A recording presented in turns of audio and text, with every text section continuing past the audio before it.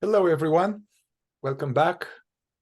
We are having another episode from this podcast or playlist we have, Reigniting the Fragments of the Fourth Way with Peter Ingle and Mihai Algiu.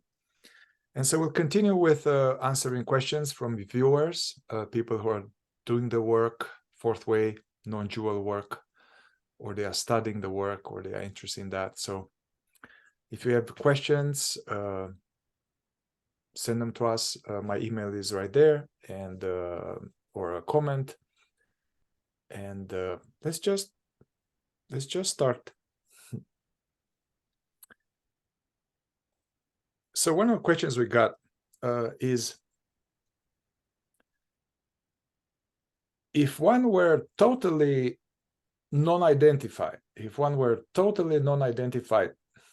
100% of the time, and existing as pure consciousness, wouldn't they just die from not eating or drinking?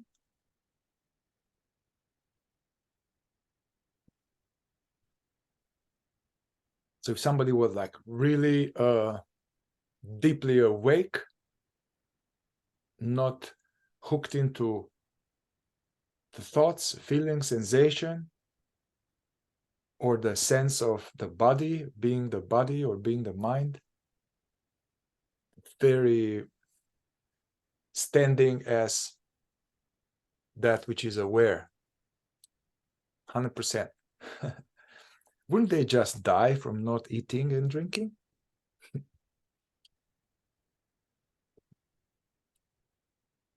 Would you like to start, Peter? Yes. We were talking about this a little bit before we started recording, and a couple of points came to mind. One is that, in fact, well, first, that if we keep it sort of on the normal human level, we're not talking about being disembodied yet. We're still a human being. Consciousness is now more fully conscious. So there's a conscious awareness, a consciousness of being, operating or not operating. It's there while we are living our life. In that sense of not being identified, in fact, our body and mind would operate more effectively with less overlapping of the four centers, less what the fourth way calls wrong work of centers.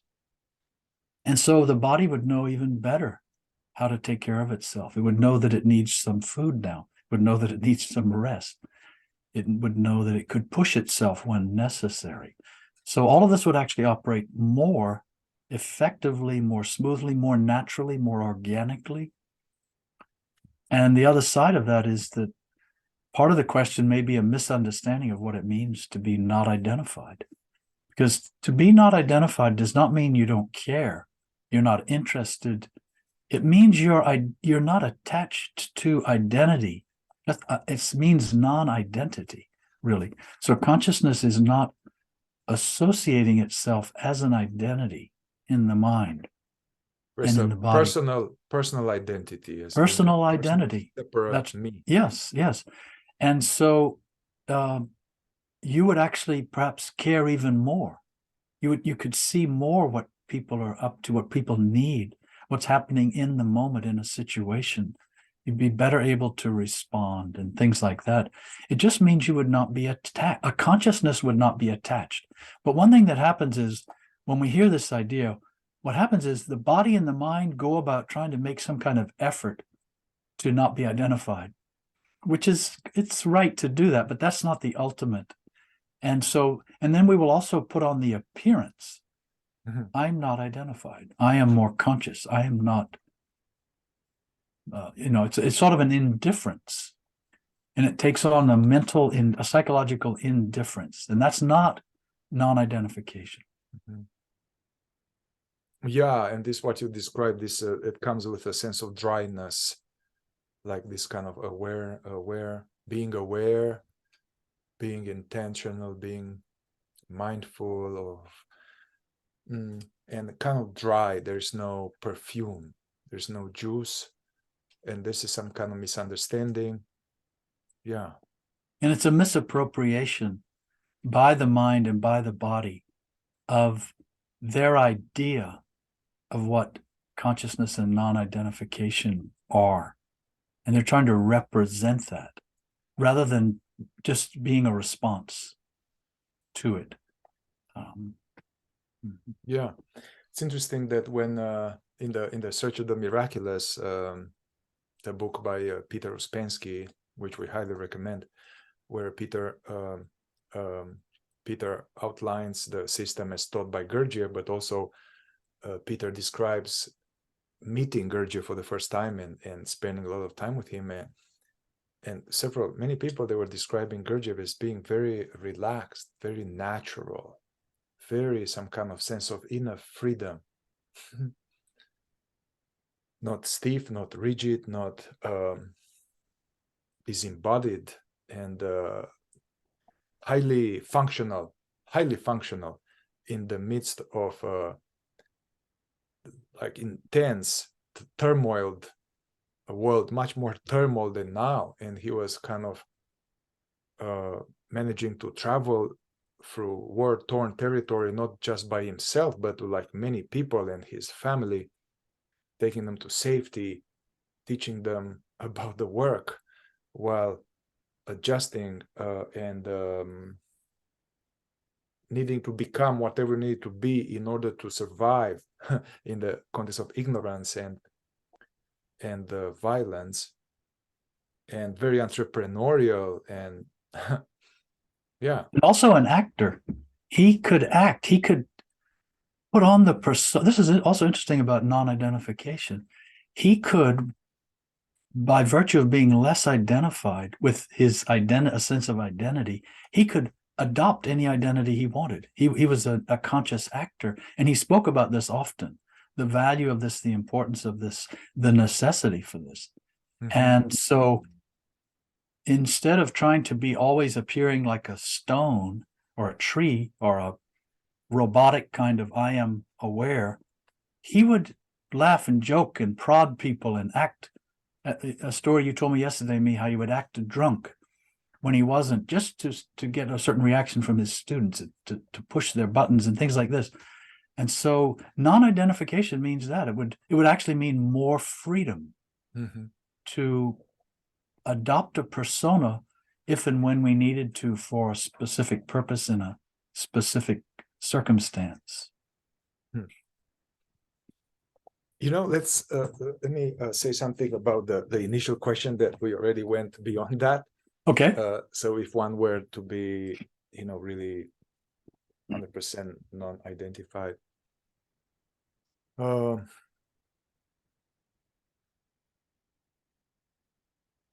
the instinctive center. The instinctive center is the part of our four brains we have.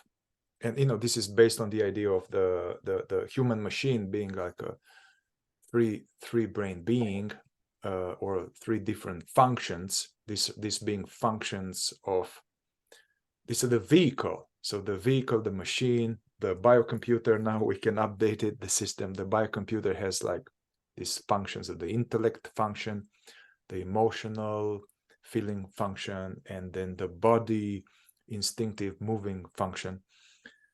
And when we come here as a baby, the intellectual center is blank slate, and the emotional center also is a blank slate.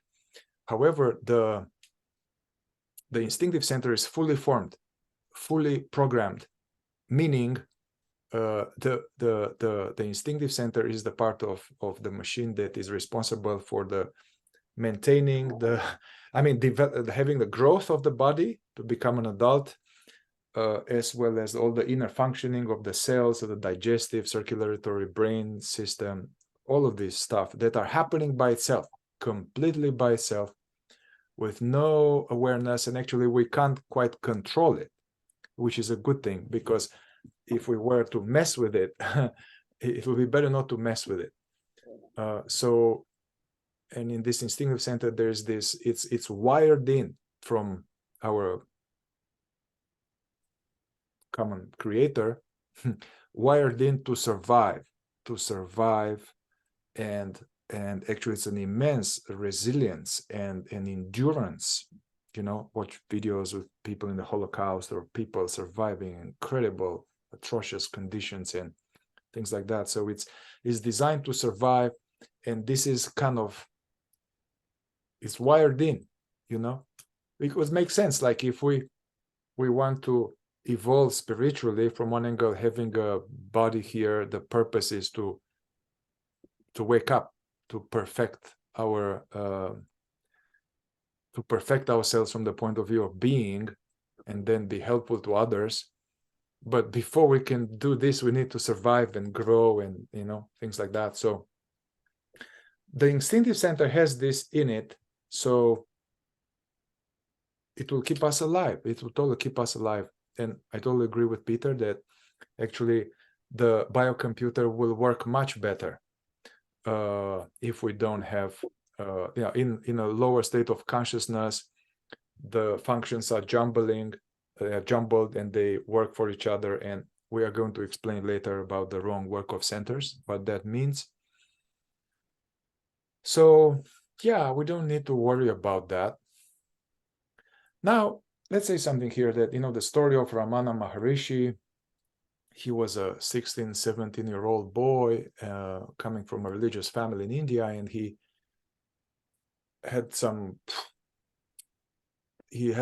was hit with some deep fear of death, and he fell to the ground, and somehow he fully surrendered to that. And then he was out of it meaning he couldn't function. He was in a cave for a long time. He didn't care about eating. He didn't care about drinking. He was there nibbled by the rats and the snakes, and which will give this some idea that, wow, this guy, he was so deeply in awakening that he was totally didn't care about the body and all of that. Yeah, I think there are cases like that. I mean, it's totally possible. I think there are rare cases like that. But even in that case, there was a woman in a village that got a vision to go to that cave because someone there needs to give him some food. And then this person went there in that cave and found Ramana and washed him and gave him some food. And Ramana's instinctive center got more activated. And then he was brought back into the world. So I think even in such extreme cases like that, God will take care of it. At the same time, fourth way, Ramana was like a kid, and maybe from past life or whatever, he reached a high level, and now it was just time for him to hop into full liberation. But the fourth way is it's a different path. It's meant to be happening in life, not withdrawal from society. It's meant to it's a gradual progressive path where we kind of start from being asleep to becoming a little bit more conscious. And in this process, by the time we reach a certain level of being more awake, we already stabilize some of the functions. We make them they start to work better. So it's a kind of less danger in the fourth way type of work of suddenly having a major awakening that comes out of a sudden, that we are not prepared. We don't know what's happening. We are lost and confused, and we are drooling on the parch bank in bliss. So yeah. We mentioned yesterday in one of the other questions about identification could be seen as a contraction of consciousness. And then that contraction in consciousness causes contractions in the body, in the four centers. And conversely, when consciousness is not identified, it's not contracting, then the contractions in the body start to diminish, start to lessen. And so, as you were saying, Mihai, especially in the fourth way, with the idea being of a balanced approach through all the centers simultaneously, rather than the fakir or the monk or the yogi, as we've mentioned, bringing a surety of balance would bring also you could say a normalcy to our bodily, to our human existence. Yeah. Also in the fourth way, the idea is that it's not like, hey, the body doesn't matter, the mind doesn't matter, just stand as consciousness and don't give a shit about anything. In the fourth way, it's that, hey, your intellectual function is not working right. It's degenerated. You need to kind of make it kind of develop it so that it is useful, so that the intellect, the thinking is useful. The emotional center is not working right. It's hijacked by some artificial imaginary problems and emotions that are actually go in the head and take over the head with this negative imagination. The instinctive center is, so we are supposed to part of the more like a beginner or intermediate phase of the work to really cultivate these functions, so that, because they were here given for a purpose, they are not to be discarded. If we were to just rest as consciousness, we will not be here. We came here on this planet with this body to for a reason, you know. So part of the work is to actually balance and clean up the functions, and they will work much better coordinated with each other. And instead of leaking energy all over the place, it kind of start to conserve this energy. So this energy is used for consciousness, for self-remembering and all the other type of work. And that's even, go ahead, please. I'm sorry. And one last thing, you know, this interesting idea I'm revisiting from Gurdjieff, from the book Beelzebub's Tales to His Grandson. He alludes to the fact that if, as a human body mind spirit, I guess, if we remain at the level of unbaked, undeveloped in a certain way, then this actually comes with a cost. Because this being unconscious, it starts to be starts to create problems, and then it affects our health. And actually, we are designed to activate our higher being, our higher consciousness. We are designed for that. And then when we activate this higher being, then actually the energies are working better, everything is better, and actually we live longer and we are healthier, we have more energies. And if we don't work on ourselves, there are more chances to something going wrong with the body and the mind. This being said, you know, there can be really unconscious people that are really hurtful and harmful, and they live to be 90 and or 100, and there are some wonderful, sweet people, very conscious, that, you know, die with cancer. So I think there are more factors here that we are not aware of. One last thing is that I will used to be much more sick, have headaches, not have energy, need to have a nap, having flus often, and when I was younger, and all kind of diseases. And I noticed that I'm like now 47, and, you know, I take care of the body and do all kind of practices and presence and all these things. I'm kind of surprised that I don't get sick, having more energy. Yeah,